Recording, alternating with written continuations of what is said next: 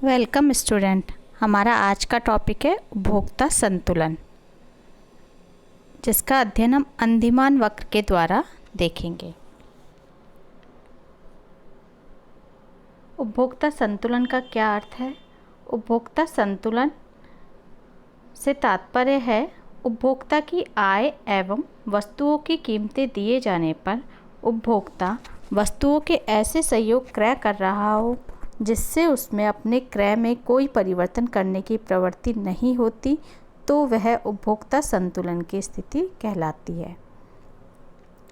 उपभोक्ता संतुलन की स्थिति से तात्पर्य होगा कि इस प्रकार की स्थिति जिसके अंतर्गत उपभोक्ता के पास दो कंडीशन हो कि उपभोक्ता की आय दे रखी हो और उपभोक्ता की और वस्तुओं की कीमतें दे रखी हो, तब उपभोक्ता वस्तुओं के ऐसे सहयोग को क्रय करेगा जिससे उसमें अपने क्रय में कोई परिवर्तन करने की प्रवृत्ति नहीं होती, अर्थात वह अधिकतम संतुलन, अधिकतम संतुष्टि के स्तर पर होता है।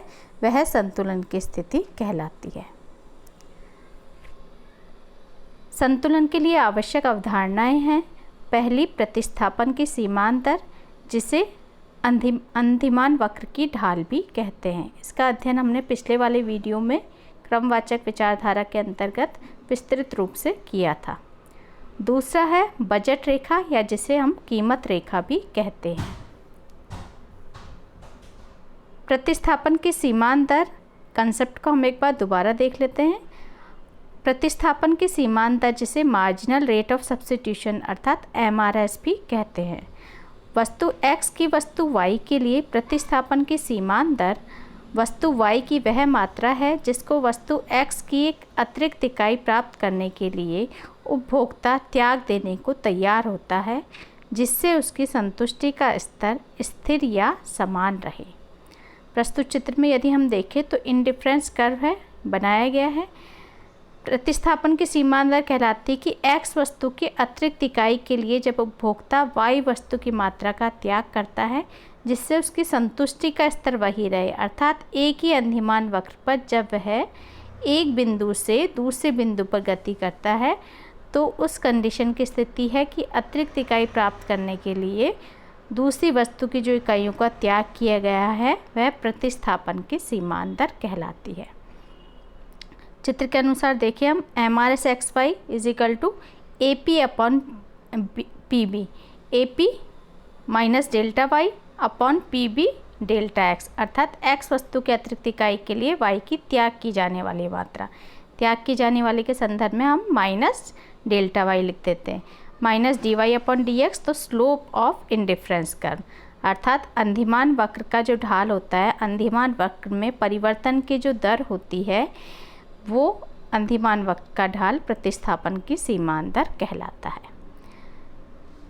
प्रतिस्थापन की सीमांत दर को हम आगे और देखेंगे कि loss in utility of Y कि Y की उपयोगिता में जो हानि होगी बराबर gain in utility of X, अर्थात X वस्तु के अतिरिक्त इकाई प्राप्त करने में जो लाभ होगा वो Y वस्तु को त्यागने में जो हानि होगी उसके बराबर होगा, क्योंकि एक ही अंदिमान वक्र पर दो बिंदुओं का विचलन दिखाया गया है। तो minus delta Y into MY बराबर delta X into MUX, delta Y upon delta X is equal to MUX upon MUY। तो इसमें हमारे फॉर्मूला निकल करके आता है कि प्रतिस्थापन की सीमांत दर MRS XY is equal to MUX upon MUY होती है, अर्थात अंदिमान वक्र का ढाल MRS XY is equal to MUX upon MUY दोनों वस्तुओं की सीमांत उपयोगिताओं का अनुपात होता है।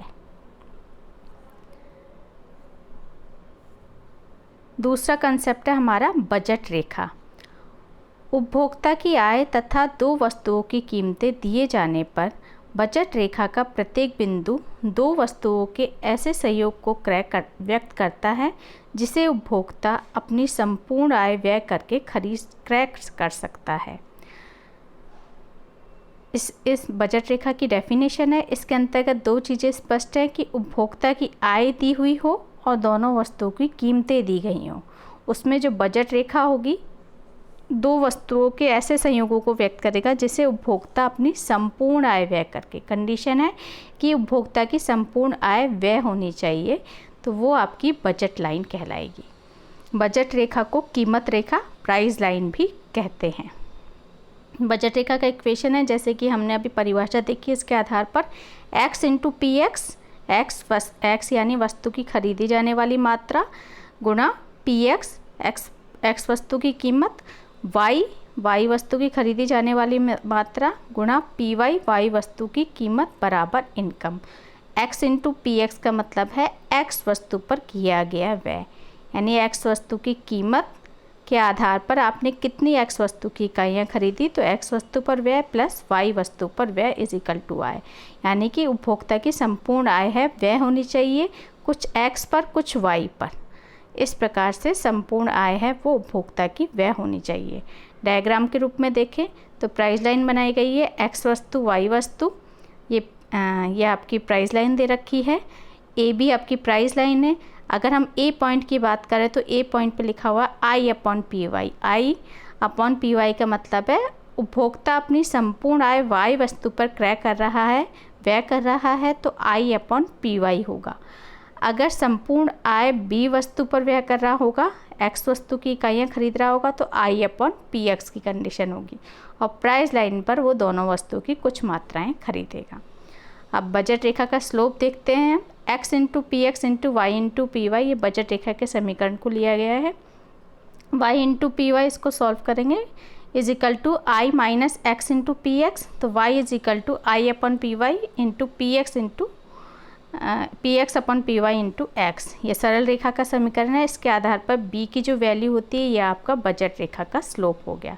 तो बजट रेखा का स्लोप हो गया दोनों वस्तुओं की कीमतों का अनुपात P X upon P Y. इसको हम दूसरे रूप में भी देख सकते हैं, बजट रेखा का समीकरण बराबर लंब बटे आधार के रूप में ओ ए अपॉन ओ बी। तो ओ ए हो गया आपका I upon P Y, O B हो गया आपका I upon P X. I से आई कट जाएगा तो P X upon P Y. तो बजट रेखा का समीकरण हमें स्पष्ट हो गया P X upon P Y. अब देखेंगे हम बजट रेखा के निर्धारक तत्व। मुख्यतः इसकी परिभाषा में देखा दो निर्धारक तत्व होते हैं बजट रेखा के। पहला होता है वस्तुओं की कीमतें, एक्स वस्तु की कीमत और वाई वस्तु की कीमत, और दूसरा उपभोक्ता की आय। उसके आधार पर बजट रेखा में क्या परिवर्तन होता है उसको हम चित्र के माध्यम से देखेंगे। वस्तुओं की कीमतों के संदर्भ में यदि हम देखें तो एक्स वस्तु की कीमत जब गिरती है, आपकी प्राइस लाइन दे रखी है, ए बी प्राइस लाइन दे रखी है। एक्स वस्तु की कीमत जब गिरती है तो उपभोक्ता उस वस्तु की अधिक इकाइयाँ क्रय करता है। मांग के नियम से स्पष्ट है आपकी कि वस्तु की कीमत में गिरावट हुई तो उपभोक्ता उस वस्तु की अधिक इकाइयाँ क्रय करेगा। तो बजट रेखा ए बी से शिफ्ट होकर के ए बी डैश हो जाती है। एक्स वस्तु की कीमत में वृद्धि होती है तो उपभोक्ता एक्स वस्तु की कम इकाइयाँ क्रय करेगा। तो ए बी से आपकी budget line A dash A B one हो जाती है, यानी बजट रेखा अंदर की तरफ शिफ्ट हो जाती है। वाई वस्तु की कीमत में कमी होगी तो ए बी बजट लाइन है, तो बजट लाइन ए वन हो जाएगी, यानी वाई वस्तु की उपभोक्ता अधिक इकाइयाँ क्रय करेगा। वाई वस्तु की कीमत में वृद्धि हो जाती है तो उपभोक्ता वाई वस्तु की कम इकाइयाँ क्रय करेगा, तो ए बी से लाइन आपकी ए वन बी हो जाती है। तो इससे स्पष्ट है कि बजट रेखा में परिवर्तन होता है कि यदि वस्तु की कीमत में कमी होती है तो उपभोक्ता उस वस्तु की अधिक इकाइयाँ क्रय करता है, तो बजट रेखा आपकी अपवर्ड बाहर की तरफ शिफ्ट होती है। ये देखिए फर्स्ट वाले डायग्राम में और इस वाले डायग्राम में बाहर की तरफ शिफ्ट होती है, और यदि वस्तु की कीमत में वृद्धि होती है तो बजट रेखा आपकी अंदर की तरफ शिफ्ट होती है, बी से बी वन देन आपकी ए से ए वन। तो इस प्रकार वस्तुओं की कीमतों में परिवर्तन होने पर बजट रेखा में परिवर्तन होता है। दूसरा पॉइंट है आपका उपभोक्ता की आय। आपकी बजट लाइन दे रखी है, ए बी बजट लाइन दे रखी है। जब उपभोक्ता की आय में वृद्धि होती है तो बजट लाइन ए वन बी वन हो जाएगी, यानी अपवर्ड ऊपर की तरफ पैरेलली समानांतर रूप से शिफ्ट हो जाएगी कि उपभोक्ता की आय का स्तर बढ़ गया तो उपभोक्ता वाई वस्तु और एक्स वस्तु दोनों की अधिक मात्रा क्रय करेगा, तो बजट रेखा आपकी ए वन बी वन हो जाएगी। जब उपभोक्ता की आय में कमी होगी तो बजट लाइन आपकी अंदर की तरफ शिफ्ट हो जाएगी, ए डैश बी डैश, अर्थात उपभोक्ता की आय में कमी हो गई तो वो पहले से कम वस्तुओं की मात्रा खरीदेगा, तो बजट रेखा अंदर की तरफ शिफ्ट हो जाएगी, यानी आपका बजट क्षेत्र है वो पहले की तुलना में कम हो जाता है। तो उपभोक्ता की आय और वस्तुओं की कीमतें दोनों ही बजट रेखा के महत्वपूर्ण निर्धारक तत्व, बहुत महत्वपूर्ण निर्धारक कारक होते हैं। अब हम देखेंगे उपभोक्ता के संतुलन की शर्तें। 2 शर्तें हैं, आवश्यक शर्त और पर्याप्त शर्त। आवश्यक शर्त जो फर्स्ट कंडीशन है जो होनी ही चाहिए, लेकिन पर्याप्त शर्त है जो आवश्यक शर्त को पूर्ण करती है, उसको स्थायित्व प्रदान करती है। तो पहला पॉइंट है आवश्यक शर्त। आवश्यक शर्तें बजट रेखा अंधिमान वक्र को स्पर्श करती हो, यानी जो हमारी बजट रेखा बनाई गई है वो अंधिमान वक्र को स्पर्श करती है। हमने पहले वाले वीडियो में देखा था अंधिमान मानचित्र होते हैं, बहुत सारे अंधिमान वक्र होते हैं, उसमें से जो बजट रेखा अंधिमान वक्र को अब स्पर्श करती होगी वहीं पर हमारा संतुलन स्थापित होगा। इस कंडीशन में यदि हम देखें तो अंधिमान वक्र का ढाल बराबर बजट रेखा का ढाल होना चाहिए। अंधिमान वक्र का ढाल MRS/XY और बजट रेखा का ढाल आपका PX/PY।